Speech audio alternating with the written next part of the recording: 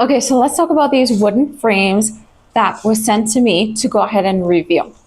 They're 8 by 10. It is a very thin wood, and on the back you have two ways to hang it. So you can hang it if you want horizontally or vertically, and then you also have the kickstand, so that the kickstand would look either like this or like this. Now, it does come with a protective film on this piece of plastic. So I'm going to take one out to show you. So just be careful. Like, this is how this one is removed, and this is how the one with protective film looks.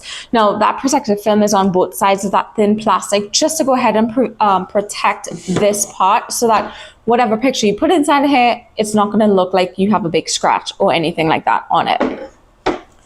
So let's go ahead and open this up, so you can see how the protective film comes off. It also comes with these hanging tools. If you want to use these, you can go ahead, or if you have your own wall hangers, you can go ahead and use those also. All right, so we take this part out first, then we go ahead and take this out. So this is the paper that comes with it, and this is the plastic that's going to cover your picture or certificate or anything like that you're putting into this frame. So it does have the two protective films on both sides. So you simply go to one corner and just peel it off. So as you can see, I have one side coming off, and you can see that you still have the other one because it's sort of still fuzzy and cloudy.